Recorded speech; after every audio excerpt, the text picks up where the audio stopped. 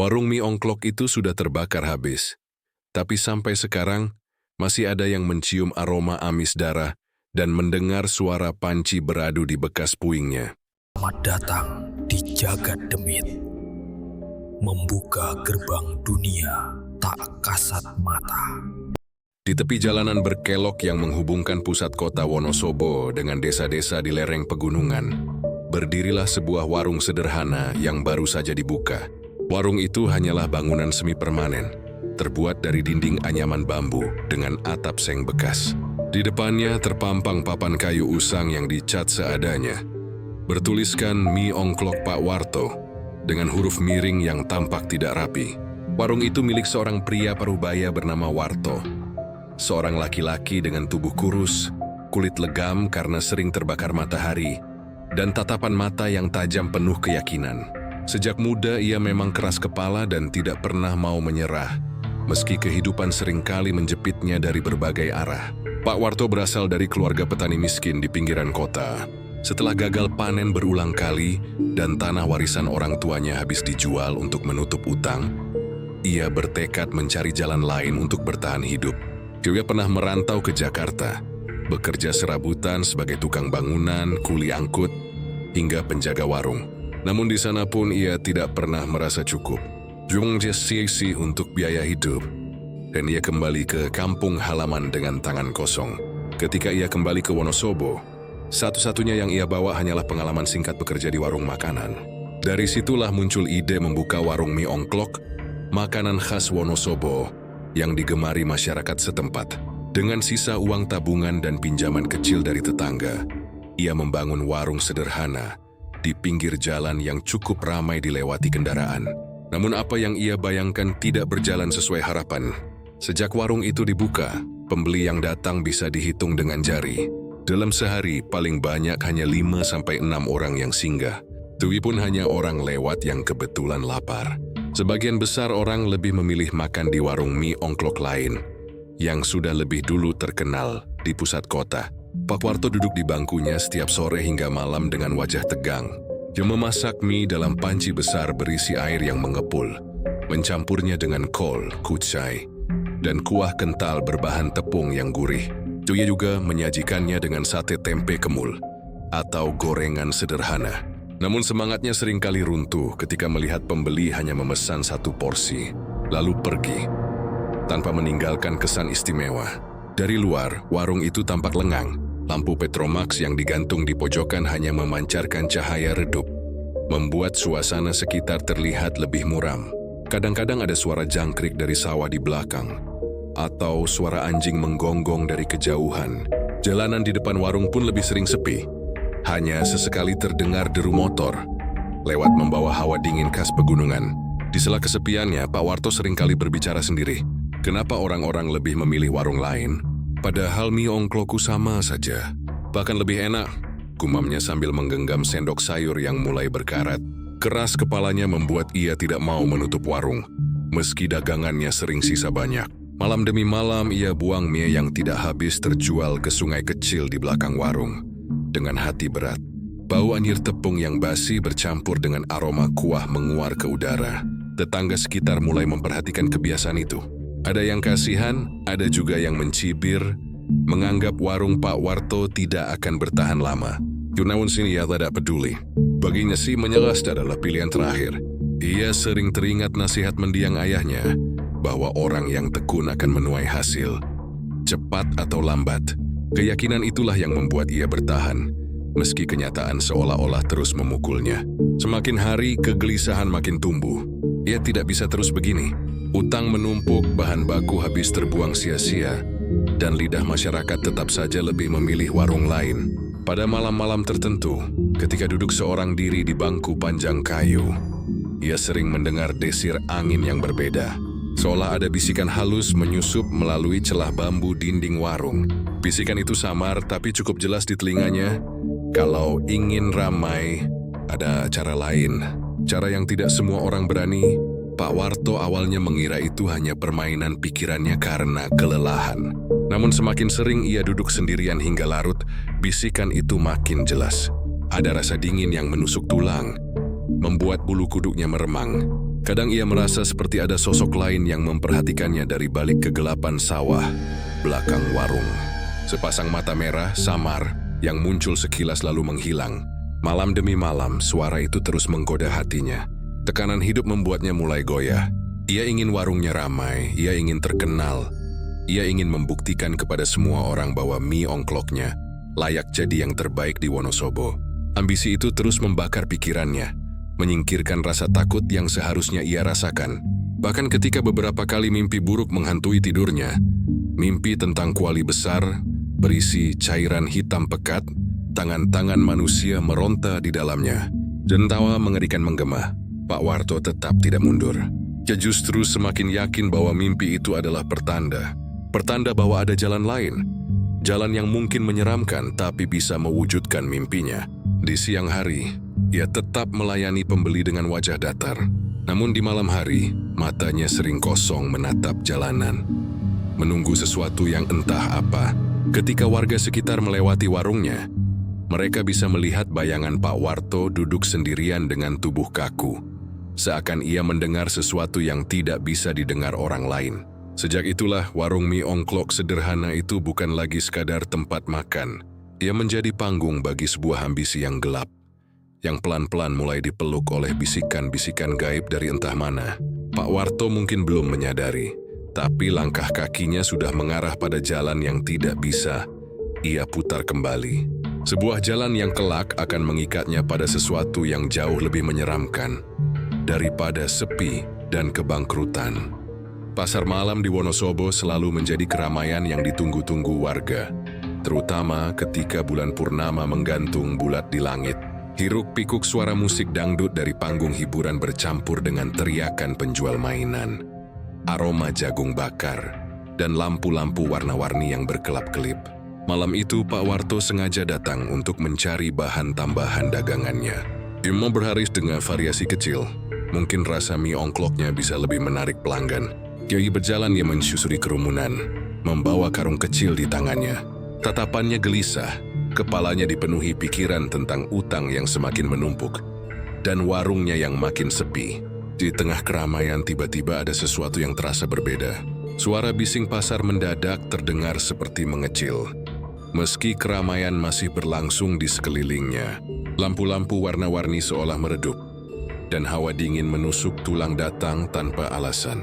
Langkah Pak Warto terhenti di depan sebuah lapak kecil yang tidak pernah ia lihat sebelumnya. Lapak itu menjual benda-benda aneh, dupa, kain hitam, botol berisi cairan merah pekat, dan patung-patung kecil menyeramkan yang wajahnya tidak jelas. Di belakang meja kayu lapuk itu duduk seorang pria asing.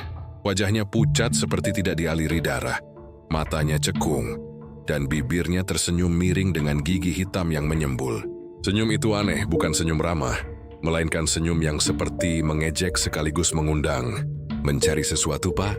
Suara pria itu berat, serak, tapi jelas terdengar meski bising pasar begitu ramai. Pak Warto menelan ludah.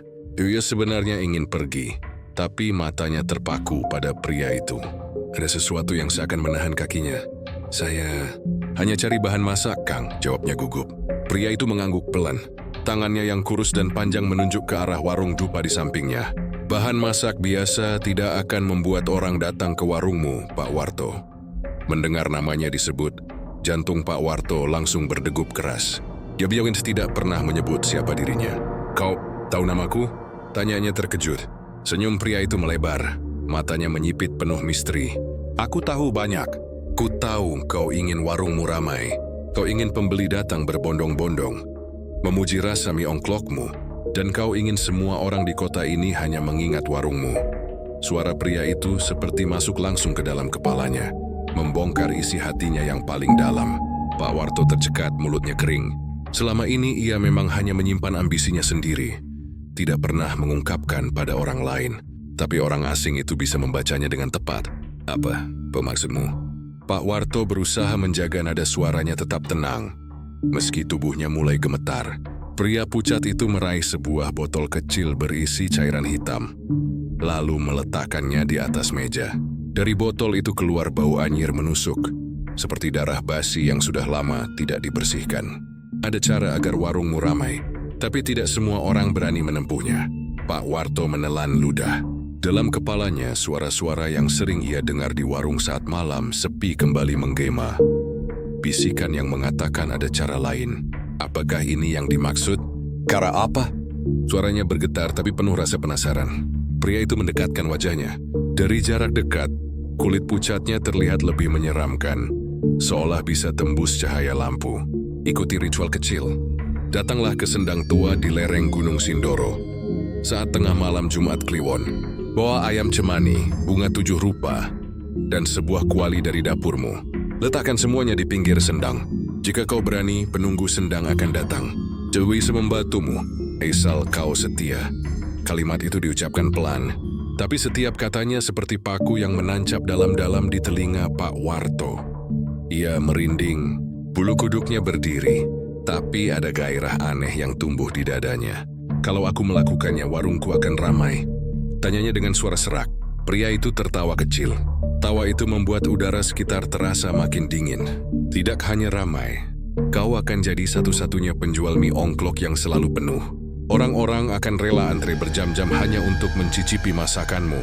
Mereka tidak akan melupakan rasanya. Kau mati sepelu, percaya.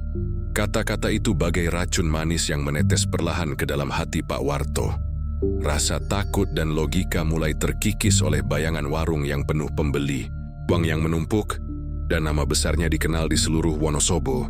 Ia bisa membayangkan utang lunas, keluarganya sejahtera, dan orang-orang yang dulu meremehkannya kini tunduk kagum. Tapi sebuah pertanyaan meluncur dari bibirnya meski pelan. Apa syaratnya? Pria itu menatapnya lama. Lalu senyumannya berubah menjadi lebih lebar, memperlihatkan deretan gigi yang hitam dan tajam. Semua ada harganya, Pak. Penunggu sendang hanya meminta kesetiaan. Jika kau sudah memulai, tidak ada jalan kembali. Kau harus menuruti setiap apa yang ia minta. Suara pria itu begitu datar, tapi menancap kuat. Pak Warto ingin bertanya lebih jauh, tapi mendadak suasana pasar di sekelilingnya seperti kembali normal. Suara musik dangdut terdengar keras lagi. Teriakan penjual kembali ramai. Lampu-lampu terang benderang. Ketika ia menoleh ke arah lapak itu lagi, meja kayu dan pria pucat itu sudah lenyap. Hanya ada tanah kosong dengan rumput liar yang terinjak-injak. Pak Warto terpaku. Keringat dingin membasahi pelipisnya. Apakah tadi ia hanya berhalusinasi? Tapi bau anyir dari botol hitam itu masih menempel di hidungnya. Malam itu Pak Warto pulang dengan langkah goyah.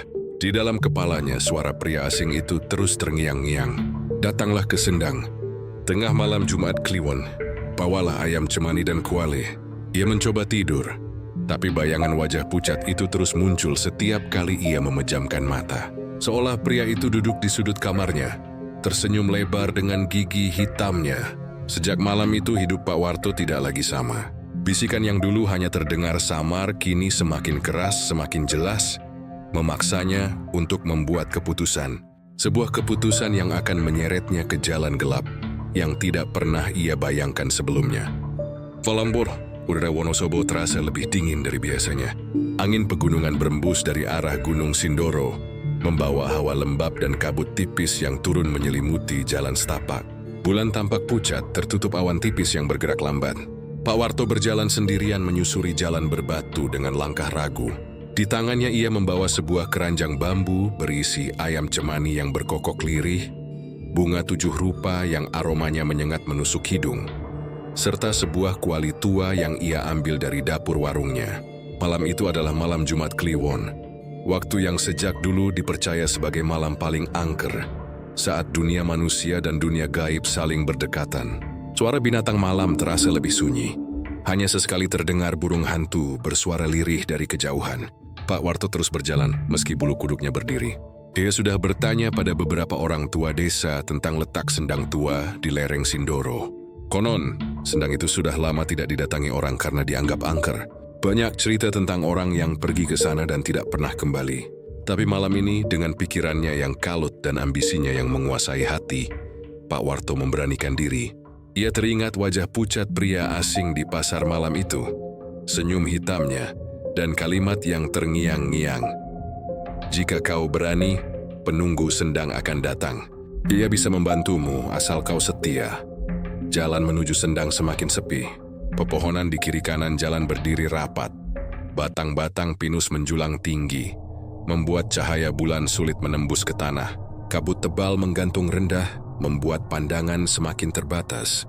Suara kakinya yang menginjak dedaunan kering terdengar begitu jelas di telinganya.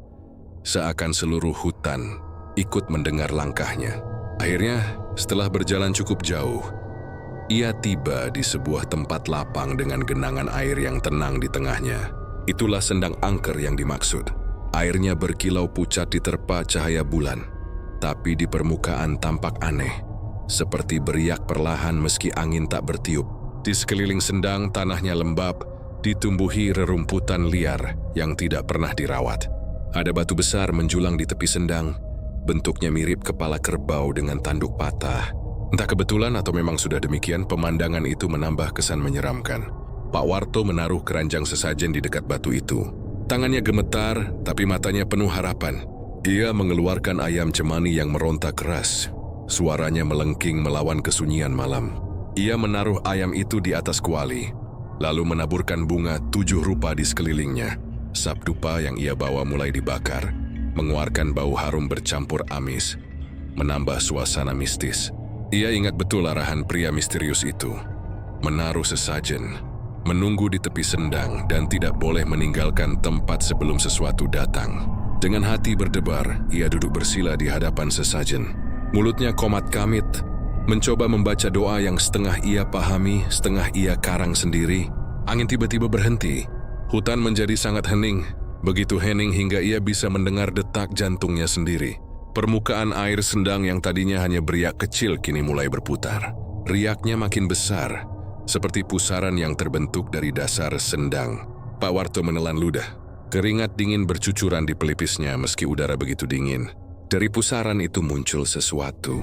Mula-mula hanya bayangan hitam samar, lalu makin lama makin jelas. Bayangan itu besar, tinggi dan mengerikan. Bentuknya menyerupai manusia, tapi kepalanya bertanduk panjang melengkung ke belakang. Tubuhnya hitam pekat, seperti asap tebal yang berwujud. Dan matanya menyala merah, menyala menembus kegelapan. Sosok itu berdiri di atas permukaan air, tidak tenggelam. Hanya melayang diam menatap Pak Warto. Suara menggelegar keluar dari sosok itu. Suara yang tidak berasal dari mulut, melainkan langsung menembus telinga dan pikiran. Siapa yang memanggilku malam ini? Tubuh Pak Warto bergetar hebat. Dia ingin lari, tapi kakinya seolah tertancap ke tanah. Sampai saya, Warto. Pemilik warung mie ongklok di kota. Jawabnya terbata-bata. Sosok itu mendekat, riak air sendang mengiringinya. Semakin dekat, hawa dingin makin menusuk, membuat jantung Pak Warto hampir berhenti. Apa yang kau inginkan, manusia? Suaranya menggema panjang, seperti ribuan gaung yang bertumpuk.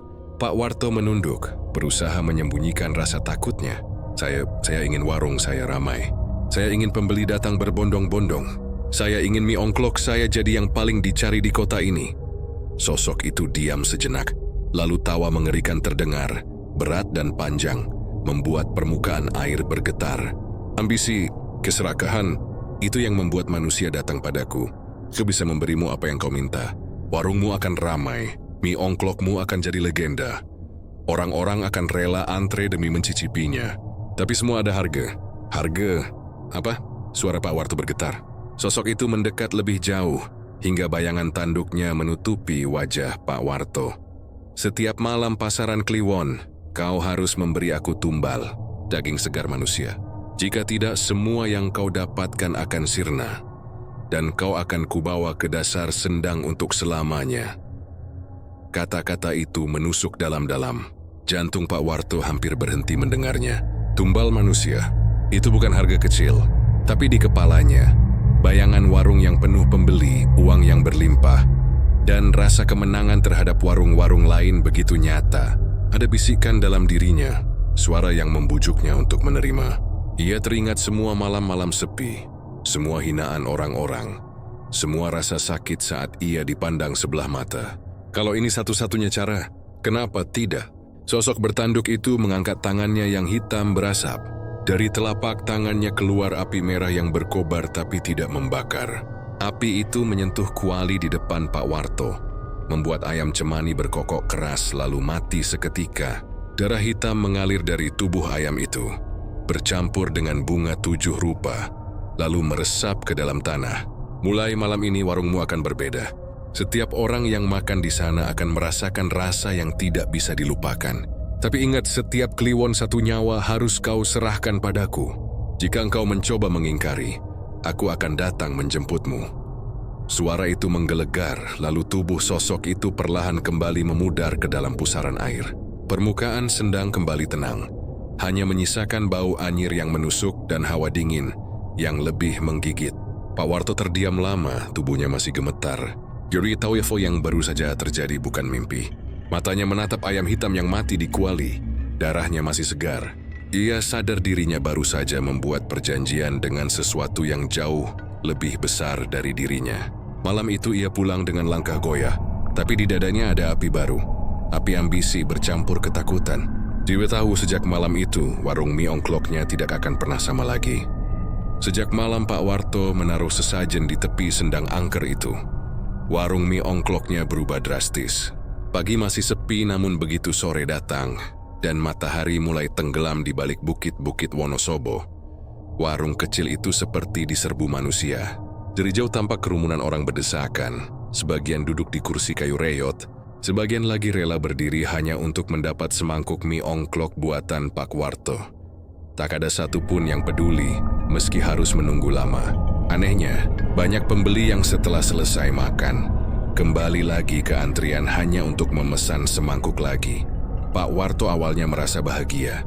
Tangannya sibuk meracik, mencelup mie ke dalam air mendidih, mencampur dengan kuah kental khas ongklok yang berwarna kecoklatan, lalu menaruh potongan kol, daun kucai, dan tempe kemul panas yang digoreng istrinya, Bu Warti, di sampingnya.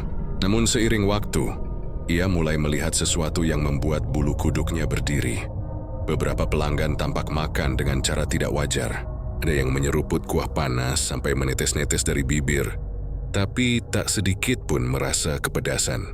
Ada pula yang mulutnya penuh sampai kuah menetes di dagu, tetapi mereka tetap melahapnya tanpa henti. Bahkan seorang pria paruh baya pernah terlihat makan begitu banyak hingga perutnya kembung, lalu muntah di bawah meja. Muntahan itu masih beruap panas, campuran kuah kental dan sayuran busuk. Namun anehnya ia langsung mengambil sendoknya lagi, melanjutkan makan dari mangkuk yang masih tersisa. Bu Warti sering berbisik dengan suara gemetar, "Pak, kok bisa seperti ini? Mereka makan kayak orang kelaparan berhari-hari." Namun Pak Warto selalu menjawab dengan dingin, "Diam wae, Warti, yang penting warung kita laris. Duit mengalir, urusan lain jangan kau pikirkan." Yang lebih menyeramkan lagi adalah aroma. Di luar, warung itu semerbak harum kuah mie ongklok yang menggoda. Namun warga sekitar sering mencium bau lain yang tidak masuk akal. Kadang tercium bau amis darah segar, kadang seperti daging busuk yang sudah lama terkubur. Beberapa tetangga sampai menutup jendela rapat-rapat ketika angin malam membawa aroma itu ke rumah mereka. Anak-anak kecil sering menolak diajak makan di warung Pak Warto. Mereka menangis ketakutan, menunjuk ke arah dapur dan berkata melihat orang hitam besar berdiri di sudut warung. Matanya merah menyala. Tapi anehnya, orang dewasa tidak melihat apa-apa. Hanya Pak Warto yang tahu, setiap kali ia melayani pembeli, ia merasakan kehadiran sesuatu di balik pintu dapur. Bayangan besar bertanduk, persis seperti sosok yang muncul dari sendang angker tempo hari. Suatu malam, saat warung baru saja tutup, Bu Warti menemukan sesuatu yang membuat darahnya membeku. Di bawah meja kayu tempat pembeli tadi muntah, ia melihat gumpalan daging merah yang masih basah, bercampur dengan potongan kecil mirip tulang. Dewi Lopeniksi ingin membuangnya, tetapi tiba-tiba Pak Warto muncul dari dapur dan membentaknya, "Jangan disentuh, itu bagian dari janji kita." Wajahnya dingin, matanya merah sayu seakan kelelahan, namun sorotnya penuh ancaman. Bu Warti tak berani bertanya lebih jauh.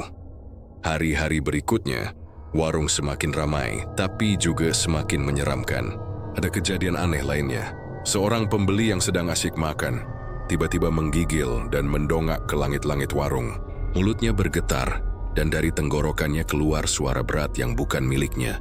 "Tumbal, Kliwon." Jangan lupa, semua orang yang ada di sana terdiam. Lalu tiba-tiba kembali makan seperti tidak terjadi apa-apa. Hanya Bu Warti yang hampir pingsan menyaksikannya. Bagi orang-orang luar, warung mie ongklok Pak Warto kini disebut warung paling legendaris. Mereka rela datang dari luar kota, Bahkan ada yang dari jauh hanya untuk mencicipinya. Namun di kalangan warga sekitar, warung itu mulai dijauhi. Ada cerita beredar tentang orang-orang yang setelah makan di sana, pulang ke rumah lalu jatuh sakit misterius. Tubuh mereka kurus mendadak, seperti habis dihisap tenaganya. Sebagian ada yang hilang ingatan, tidak bisa lagi mengenali keluarganya sendiri. Meski begitu, Pak Warto tidak peduli. Ia hanya tahu laci uangnya kini selalu penuh setiap malam. Namun dalam tidurnya ia mulai diganggu mimpi-mimpi aneh. Dia melihat dirinya sedang mengaduk kuali mie ongklok. Tapi yang menggelegak di dalamnya bukan kuah kecoklatan, melainkan cairan merah pekat, darah segar yang terus menggelembung.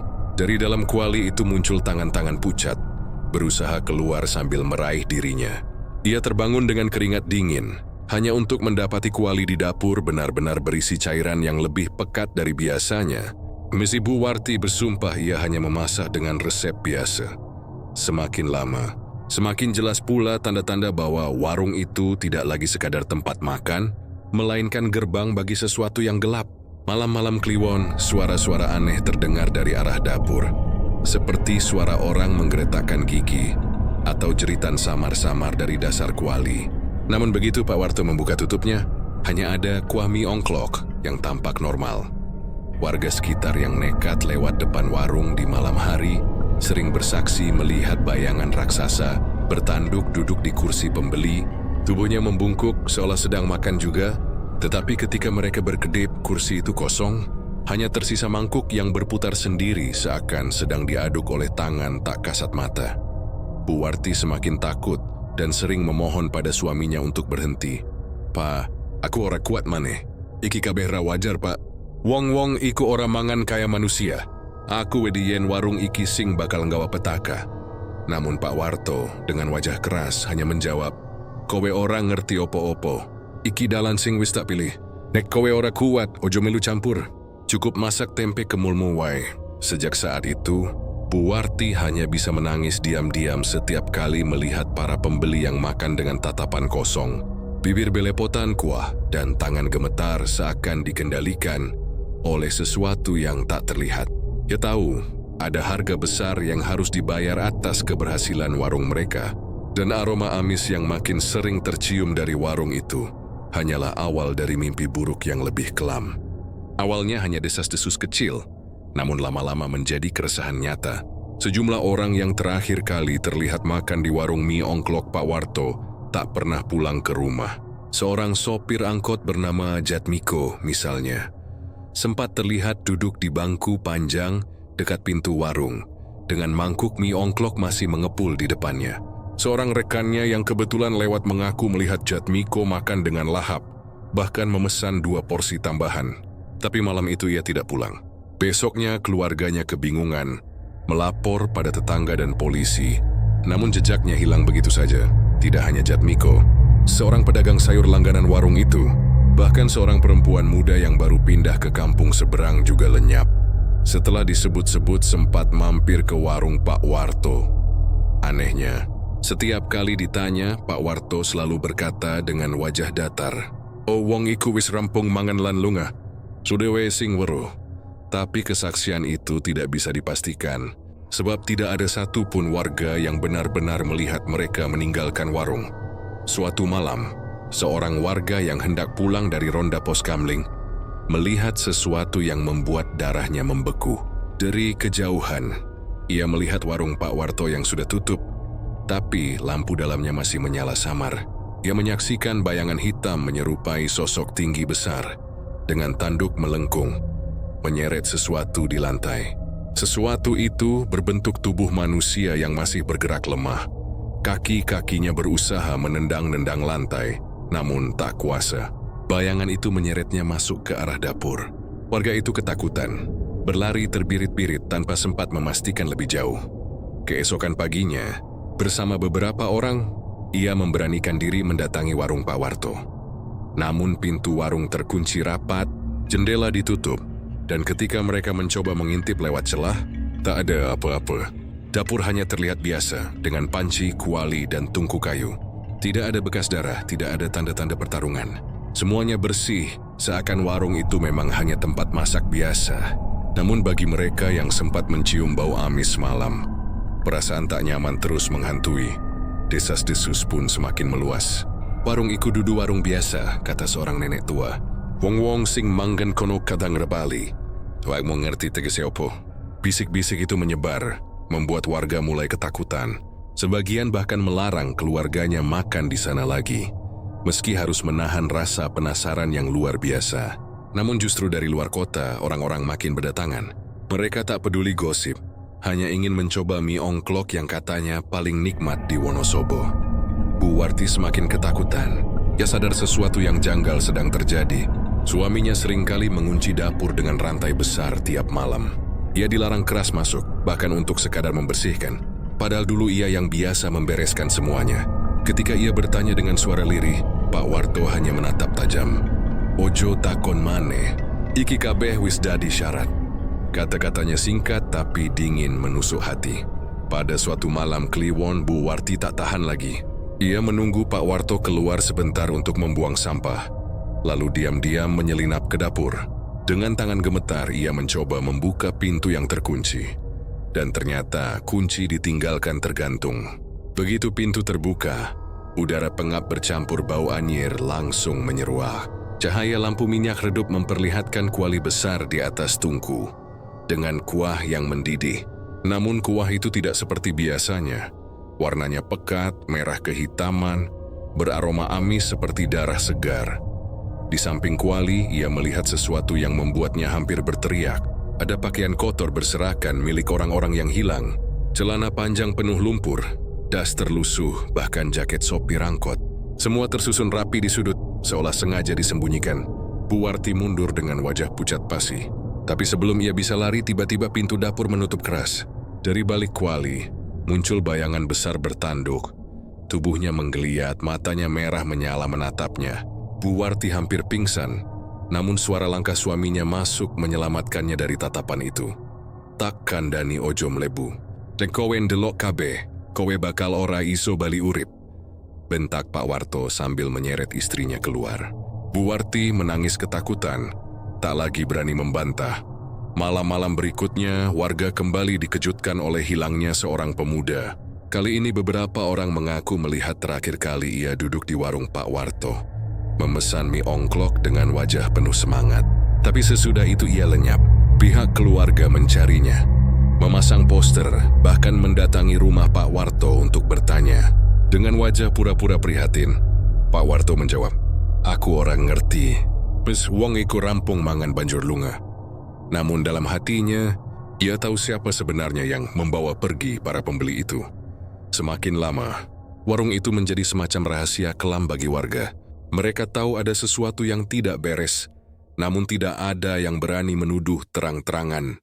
Sebab setiap kali seseorang terlalu vokal menjelekkan warung itu, keesokan harinya orang itu jatuh sakit parah atau mengalami musibah. Ada yang tertabrak motor, ada yang tiba-tiba pingsan di sawah, bahkan ada yang mendadak meninggal tanpa sebab jelas. Seolah ada kekuatan gaib yang menjaga warung itu dari ancaman luar. Meski rasa takut terus menggerogoti, warung tetap ramai. Orang-orang dari luar kota bahkan menyebutnya mie ongklok pamungkas. Mereka yang pernah makan mengaku rasanya aneh, nikmat, gurih, dan tak terlupakan. Namun itu di sini remplo yang pulang dengan tubuh lemas. Mimpi buruk berkepanjangan, atau tidak pernah kembali sama sekali. Malam-malam Kliwon berikutnya, warga semakin sering mendengar suara aneh dari arah warung yang sudah terkunci. Seperti suara teriakan tertahan, disusul bunyi mendidih yang menyeramkan. Tak ada yang berani mendekat. Mereka hanya bisa berdoa, berharap keangkeran itu tidak menular ke rumah mereka. Namun satu hal yang mereka yakini, siapapun yang menginjakkan kaki ke warung itu setelah larut malam, mungkin tidak akan pernah keluar lagi.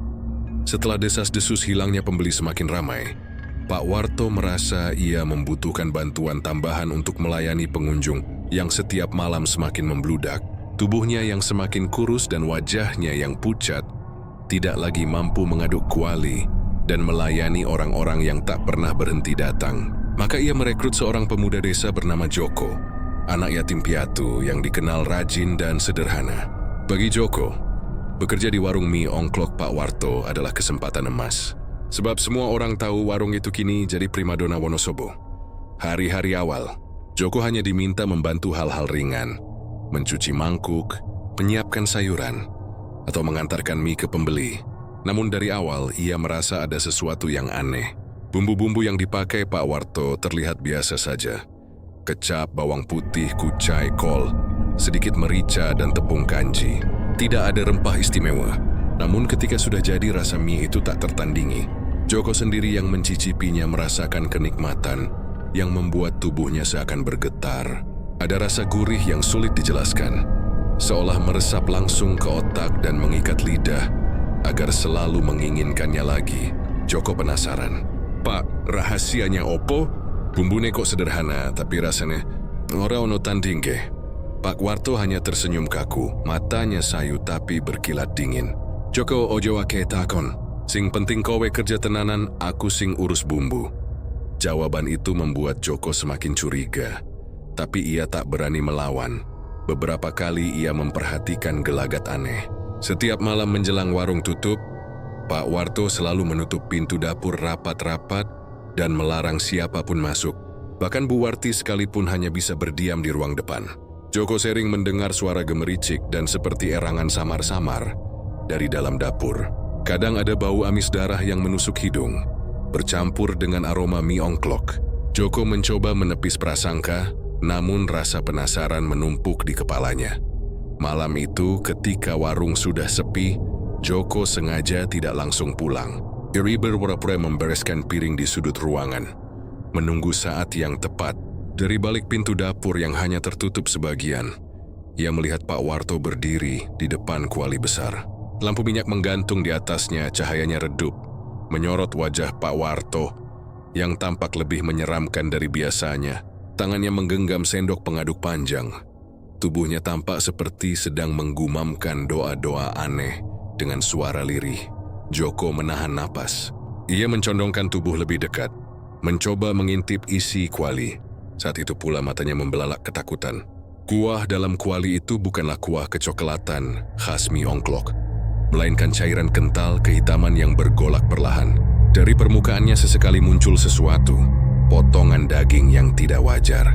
Joko semakin fokus dan ia bisa melihat jelas. Itu bukan daging sapi, bukan pula ayam. Itu adalah potongan tubuh manusia. Jari-jari pucat, sepotong lengan dengan kuku masih utuh. Bahkan ada wajah setengah hancur yang muncul sebentar sebelum tenggelam kembali ke dalam cairan kental. Joko hampir berteriak, namun tangannya langsung menutup mulut sendiri. Tubuhnya gemetar hebat, keringat dingin mengucur deras. Saat itu ia menyadari bahwa semua gosip warga tentang hilangnya pembeli bukan sekadar omongan. Mereka benar-benar berakhir di dalam kuali itu, menjadi bagian dari sajian mie ongklok yang tiap malam dipuja-puja pembeli. Pak Warto tiba-tiba berhenti mengaduk. Ia menoleh ke kanan dan kiri, seakan menyadari ada sesuatu yang janggal. Dengan mata merah berkilat, ia menatap langsung ke arah pintu. Joko buru-buru mundur, jantungnya hampir meledak. Untung pintu masih menutup sebagian, sehingga pandangan Pak Warto tidak bisa melihat jelas siapa yang mengintip. Ia segera berlari ke belakang warung, pura-pura sibuk mencuci piring. Namun sepanjang malam, tubuhnya tidak berhenti gemetar. Keesokan harinya Joko mencoba bersikap normal, namun rasa takut terus menghantui. Joko nyaris tidak bisa menelan makanan ketika Bu Warti menyodorkan sepiring nasi di pagi hari. Ia ingin sekali menceritakan apa yang dilihatnya, tetapi lidahnya keluh. Setiap kali hendak bicara, ia merasa ada sesuatu yang menekan dadanya. Seakan ada kekuatan gaib yang melarangnya membocorkan rahasia itu. Hari-hari berikutnya, mimpi buruk menghampiri Joko. Dalam tidurnya, ia melihat kuali besar itu mendidih dengan cairan hitam dan potongan tubuh manusia yang terus muncul satu persatu. Dari dalam kuali terdengar suara-suara memanggil namanya. Joko, Joko, kowe bakal gantian. Joti terbangun dengan tubuh basah kuyup oleh keringat. Tenggorokannya kering seakan ia menjerit sepanjang malam. Meski ketakutan, Joko tidak bisa begitu saja berhenti bekerja. Pak Warto selalu mengawasinya dengan tatapan dingin. Seakan sudah tahu bahwa Joko melihat sesuatu yang tidak seharusnya. Bahkan suatu malam Pak Warto menghampirinya sambil berbisik, Joko, nek kowe kepengin suwek terus, ojo nganti melu campur urusan sing ora kudune. Kalimat itu diucapkan dengan nada datar, tapi ancamannya terasa nyata. Namun rasa penasaran dan ngeri dalam diri Joko semakin memuncak. Ia mulai menghitung. Setiap malam Kliwon, warung itu semakin ramai dari biasanya. Dan setelahnya selalu ada kabar orang hilang. Semuanya cocok dengan isi kuali yang dilihatnya. Tubuh-tubuh manusia itu bukan lagi sekadar ilusi. Itu adalah kenyataan yang tak terbantahkan. Malam berikutnya, Joko kembali mencoba mengintip. Kali ini lebih nekat. Ia menempelkan matanya di celah pintu. Kali ini ia melihat lebih jelas. Pak Warto menuangkan sesuatu ke dalam kuali. Sebuah karung besar yang tampaknya berisi tubuh manusia. Dari dalam karung terdengar suara lirih. Jeritan tercekik lalu hening. Begitu jatuh ke kuali, kuah hitam mendidih lebih hebat. Menyemburkan aroma amis menusuk yang membuat perut Joko hampir muntah. Tapi yang paling menyeramkan adalah bayangan besar bertanduk yang muncul di belakang Pak Warto. Tangannya yang panjang dan hitam ikut mengaduk kuali, seolah sedang memanen tumbal yang dijanjikan. Joko terhuyung mundur. Kali ini tidak bisa lagi menahan muntah. Jerima muntahkan ispiritnya di halaman belakang. Suara muntahannya terdengar keras membuat Pak Warto menoleh curiga dari dalam dapur. "Sopoiku?" Suaranya menggelegar. Joko panik segera berlari keluar warung tanpa menoleh. Cewek tidak peduli meski malam gelap gulita. Langkah kakinya kacau. Hanya ingin menjauh sejauh mungkin dari tempat itu. Namun sejak malam itu, hidup Joko berubah. Dia selalu merasa diikuti. Setiap melangkah di jalan sepi, ia mendengar suara seretan, seperti tubuh diseret di atas tanah. Di rumah kontrakan kecilnya, ia mendengar suara mendidih dari sudut ruangan, padahal tidak ada kompor menyala. Bahkan ketika ia bercermin, sesekali wajahnya terlihat retak, seakan kuah hitam itu perlahan-lahan menelannya. Joko tahu ia telah melihat terlalu banyak, dan rahasia kuali besar itu mungkin suatu hari akan menuntut dirinya sendiri sebagai tumbal berikutnya. Joko berlari tergesa-gesa malam itu. Keringat dingin membasahi tubuhnya meski udara sekitar begitu menusuk. Nafasnya tersengal. Matanya terus melirik ke belakang seolah ada sesuatu yang mengejarnya. Gulliver Station menyaksikan sesuatu yang tak seharusnya dilihat manusia. Biasa proses rahasia yang menjadi alasan warung itu begitu ramai dan tak pernah kekurangan pembeli. Namun ketika pintu rumahnya terbuka dan ia mencoba menenangkan diri, Joko terhenti. Tubuhnya gemetar ketika merasakan hawa dingin yang bukan berasal dari angin malam. Kamar tidurnya gelap, tapi bukan sekadar gelap. Ada kegelapan yang terasa hidup, seperti berdenyut. Saat matanya terbiasa, ia melihatnya. Sosok hitam pekat tanpa wajah, dengan tubuh menjulang seperti kabut pekat yang memadat. Sosok itu berdiri di sudut kamar, tak bergerak namun tatapannya menusuk ke dalam dada Joko. Meski ia tak punya mata, udara kamar berubah pengap. Bau anyir darah dan amis lumpur sedang menyengat hidungnya. "Kau sudah melihatnya." Suara itu bergema, serak namun dalam, seperti berasal dari dasar bumi. "Mulutmu jangan pernah terbuka. Jika kau melanggar, bukan hanya kau yang binasa. Keluargamu akan kuambil." Satu persatu, Joko terhuyung ke belakang, tubuhnya menabrak pintu. Dia ingin berteriak, tapi lidahnya keluh. Suaranya seperti dicekik oleh hawa dingin yang keluar dari sosok itu. "Ingat anak muda, rasa yang mereka ciptakan berasal dari darah dan daging manusia. Itu rahasia sendang ini. Sekali kau bocorkan, kutukan akan menjemputmu." Setelah itu sosok hitam itu lenyap perlahan, seperti asap yang tersedot keluar jendela. Tapi aroma anyir darah dan lumpur tetap tinggal, menusuk hingga membuat Joko hampir muntah. Malam itu Joko tak bisa tidur. Setiap ia memejamkan mata, suara-suara terdengar. Suara orang menjerit menangis memohon ampun, lalu berubah menjadi bisikan lirih di telinganya. "Dagingku dimasak, kepalaku direbus, anakku. Di mana anakku?" Joko terlonjak setiap kali bisikan itu terdengar. Ia menutup telinga dengan bantal. Tapi suara-suara itu tak berasal dari luar. Mereka bergaung dari dalam kepalanya sendiri. Beberapa malam berikutnya, mimpi buruk terus menghantui. Joko melihat dirinya berdiri di sendang, menyaksikan tubuh-tubuh tanpa kepala ditenggelamkan ke dalam air keruh.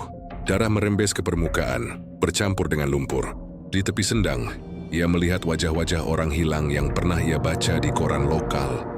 Ternyata mereka bukan sekadar hilang. Mereka menjadi bagian dari resep itu. Di tengah mimpi kadang ia mendengar tawa.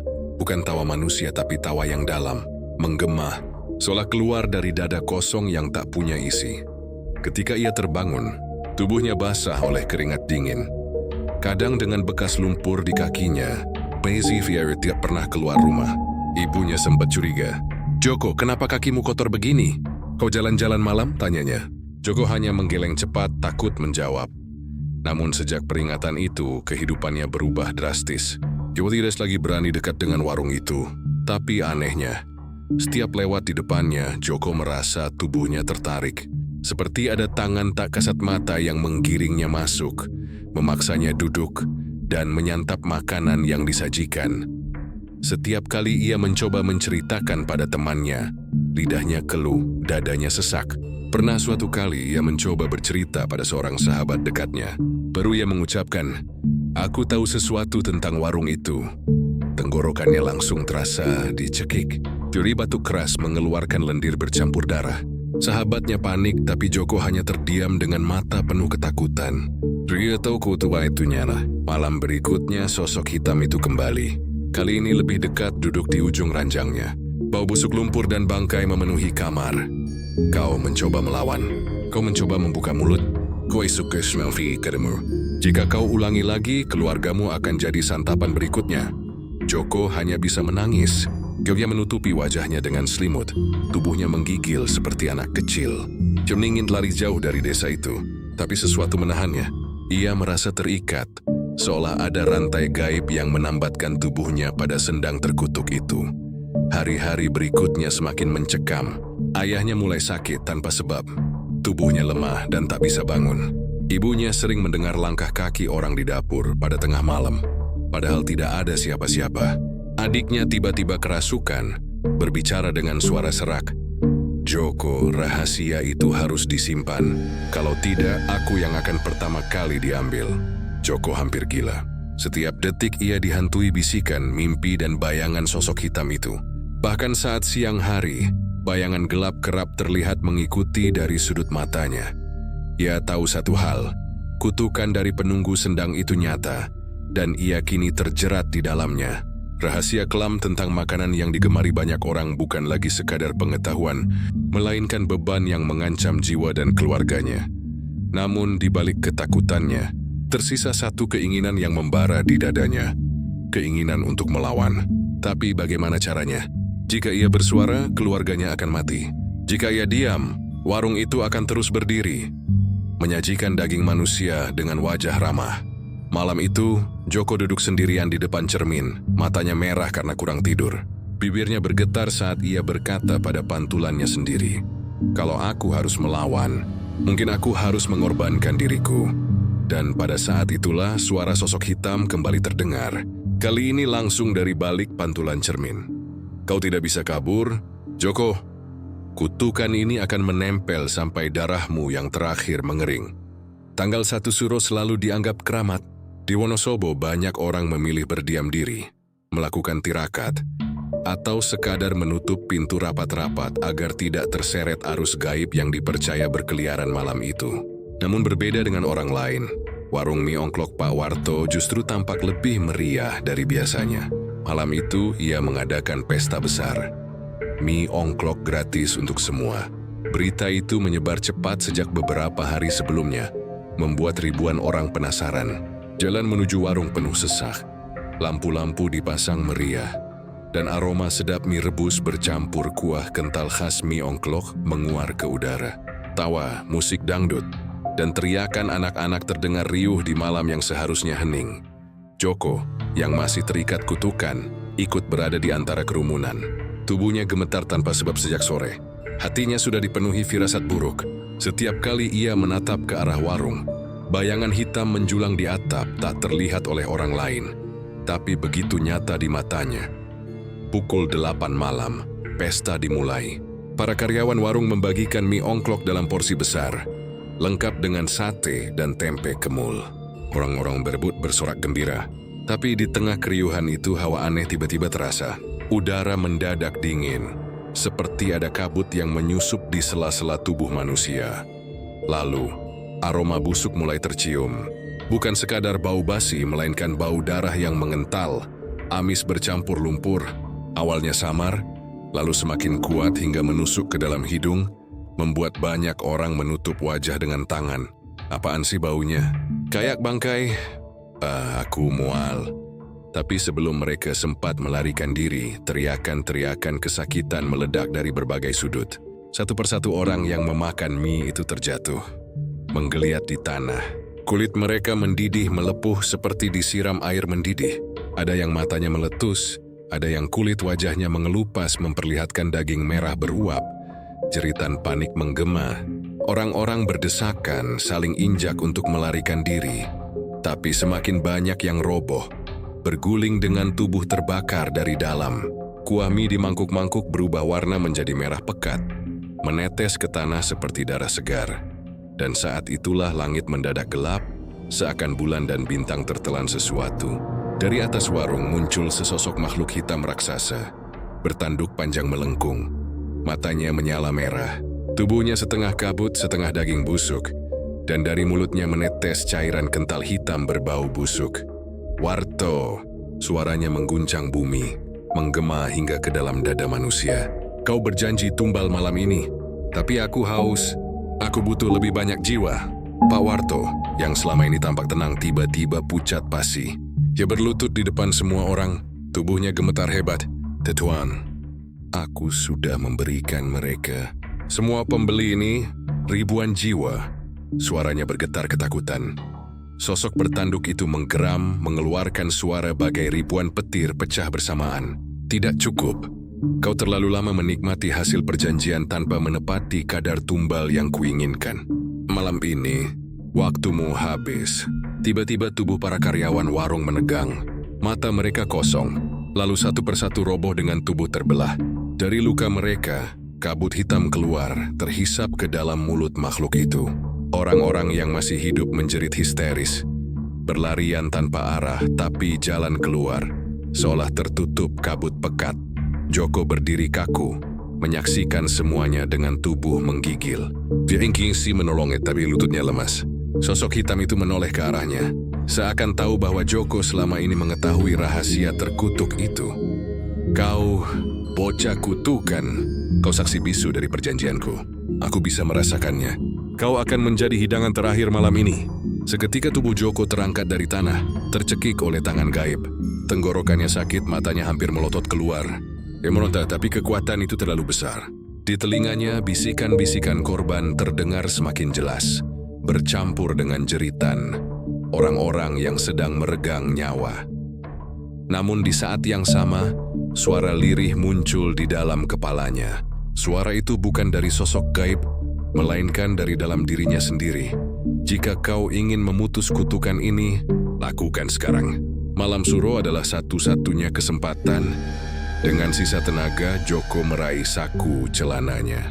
Sejak beberapa hari lalu, ia membawa sebilah keris kecil peninggalan kakeknya, yang katanya hanya boleh digunakan saat benar-benar terdesak.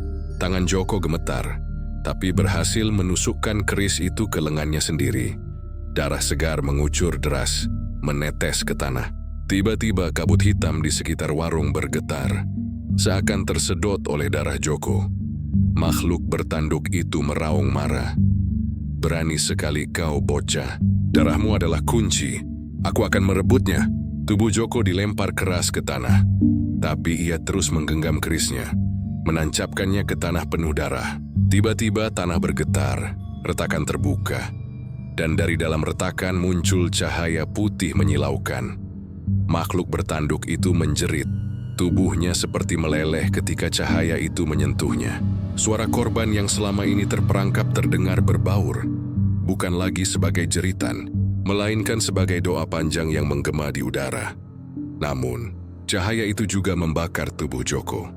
Ia berteriak kesakitan, tubuhnya seolah terkoyak dari dalam. Pandangannya mulai kabur, tapi ia sempat melihat orang-orang yang masih hidup berhasil berlarian keluar dari kabut. Di saat terakhir, Joko tersenyum getir. Yang tahu tubuhnya akan habis, tapi setidaknya kutukan itu bisa berakhir malam ini. Sosok hitam bertanduk meraung sekali lagi. Sebelum tubuhnya meledak menjadi ribuan pecahan kabut yang lenyap, ditelan tanah. Warung mie ongklok Pak Warto hancur berantakan.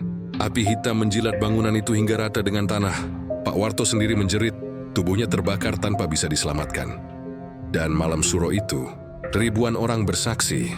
Mereka melihat dengan mata kepala sendiri bagaimana warung paling terkenal itu lenyap, meninggalkan tanah gosong dan bau anyir darah yang tak pernah hilang sampai berhari-hari kemudian.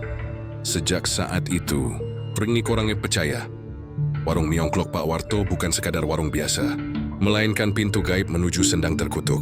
Dan nama Joko dikenang sebagai satu-satunya orang yang berani melawan, meski ia harus mengorbankan dirinya sendiri. Namun bagi sebagian orang yang lebih peka, bisikan itu masih terdengar di malam sunyi. Mie ongklok, daging segar, darah. Malam itu, langit Wonosobo masih kelam meski pesta mie ongklok sudah berakhir dengan jeritan maut. Mie yang entah dari mana tiba-tiba menyala di dapur warung Pak Warto. Bukan api biasa, melainkan lidah api hitam yang menjilat dari dalam kuali besar. Suaranya menderu seperti napas makhluk yang kelaparan. Lalu dengan cepat menyambar seluruh bangunan. Orang-orang yang masih sempat berlari menyaksikan warung itu terbakar, seakan tidak memerlukan kayu bakar atau minyak tanah. Api menjilat hingga ke atap, membentuk bayangan menyerupai tanduk panjang di langit. Teriakan histeris bergema, bercampur dengan tangis dan doa yang tak mampu meredam kengerian. Api semakin besar, namun anehnya rumah-rumah di sekitar warung tetap utuh, tidak tersentuh bara sedikit pun. Seolah-olah amukan api itu hanya milik warung Pak Warto, seakan ia memang ditakdirkan untuk musnah malam itu. Yang paling menyeramkan adalah suara-suara dari dalam kobaran api. Warga yang menonton dari kejauhan mendengar teriakan ratusan orang yang seharusnya sudah melarikan diri. Suara itu bercampur dengan jeritan Pak Warto sendiri, memanggil-manggil sesuatu yang tak terlihat. Jangan ambil aku, jangan, tolong. Aku sudah memberi semuanya. Jangan. Namun tak ada yang bisa menolong. Api menelan suara itu perlahan, hingga hanya tersisa desis panjang lalu hening. Warung itu runtuh dalam kobaran, meninggalkan bau amis yang menyengat, lebih kuat daripada bau bangkai. Keesokan harinya, warga mendapati pemandangan yang membuat bulu kuduk berdiri. Di lokasi warung hanya tersisa puing hangus, tanah gosong, dan kuali besi yang masih berdiri di tengah-tengah. Tidak hancur, tidak meleleh, meski api semalam begitu besar. Namun, yang lebih mengerikan adalah kenyataan bahwa Pak Warto dan ratusan pembeli malam itu lenyap tanpa jejak. Tidak ada tulang, tidak ada abu, tidak ada jasad sama sekali. Seakan mereka semua disedot habis oleh sesuatu yang lebih rakus daripada api. Beberapa warga mencoba mendekat ke kuali itu. Salah satu dari mereka, seorang lelaki tua yang dikenal nekat, berusaha menyentuhnya. Begitu jarinya menyentuh besi kuali, ia berteriak kesakitan, jatuh tersungkur. Kulit jarinya melepuh. Dan ia berbisik dengan suara gemetar bahwa ia mendengar suara orang menangis di dalam kuali, meminta tolong sambil menyebut-nyebut nama mereka masing-masing. Sejak itu tak ada yang berani mendekat. Tanah bekas warung kemudian dibiarkan kosong. Pemerintah setempat sempat berencana membersihkan area tersebut. Tapi setiap kali alat berat dikerahkan, mesin selalu mati mendadak. Pernah suatu kali sebuah buldoser tiba-tiba terbakar tanpa sebab. Meski baru saja dipakai dan tangkinya tidak bocor, sopirnya melompat keluar sambil menangis histeris, bersumpah melihat bayangan raksasa bertanduk berdiri di atas kuali hitam yang masih tegak di tengah puing. Warga akhirnya memilih menutup area itu dengan pagar bambu, membiarkannya terbengkalai.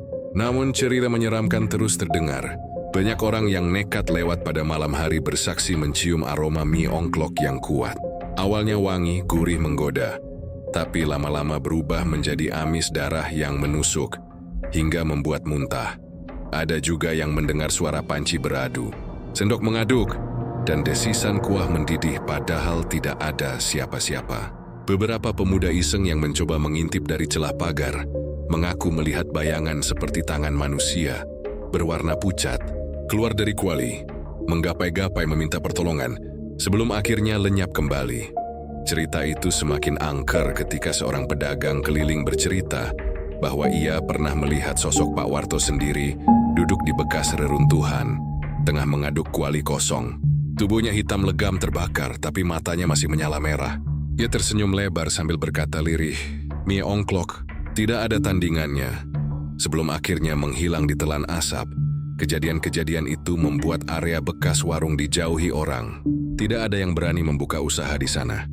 Meski lokasi itu strategis di pinggir jalan utama kota, tanahnya dianggap terkutuk. Orang-orang yang nekat menantang biasanya akan jatuh sakit parah atau hilang tanpa jejak. Dalam waktu beberapa minggu, bertahun-tahun berlalu, tapi aroma itu masih muncul. Pada malam-malam tertentu, terutama setiap malam Jumat Kliwon atau malam 1 Suro, orang-orang yang lewat akan mencium bau mie ongklok bercampur amis darah. Suara-suara panci beradu kadang terdengar sampai radius 1 kilometer, membuat warga sekitar terbiasa menutup pintu rapat-rapat begitu malam tiba. Ada yang percaya jiwa para korban masih terjebak di dalam kuali itu, terus diaduk dan dimasak untuk selama-lamanya sebagai tumbal pesugihan. Ada pula yang mengatakan, selama kuali itu masih berdiri, kutukan tidak akan pernah hilang. Sosok bertanduk dari sendang angker masih menagih jiwa, menunggu seseorang yang berani membuka warung baru dan melanjutkan perjanjian terlarang itu. Namun satu hal yang membuat warga semakin takut adalah kesaksian anak-anak kecil. Beberapa kali, anak-anak bercerita bahwa ketika mereka bermain terlalu dekat pagar bambu pada siang hari, mereka mendengar suara lembut memanggil, "Nak, sini makanlah, gratis." Padahal tidak ada siapa-siapa di sana. Sampai sekarang, bekas warung mie ongklok Pak Warto menjadi cerita kelam di Wonosobo. Bukan hanya legenda, tapi juga peringatan bahwa keserakahan bisa membuka pintu menuju neraka, dan sekali pintu itu terbuka, tidak ada yang bisa menutupnya kembali. Dan bagi mereka yang masih penasaran, yang mencoba lewat sendirian di tengah malam, jangan heran jika tiba-tiba langkah terhenti karena hidung mencium bau mie ongklok yang begitu menggoda. Jangan pernah menoleh ke arah puing gosong itu, sebab konon, jika engkau melihat ke dalam, akan ada wajah pucat penuh luka tersenyum dari balik kuali, menawarkan semangkuk mie ongklok dengan kuah hitam kental. Semangkuk terakhir yang akan kau santap di dunia.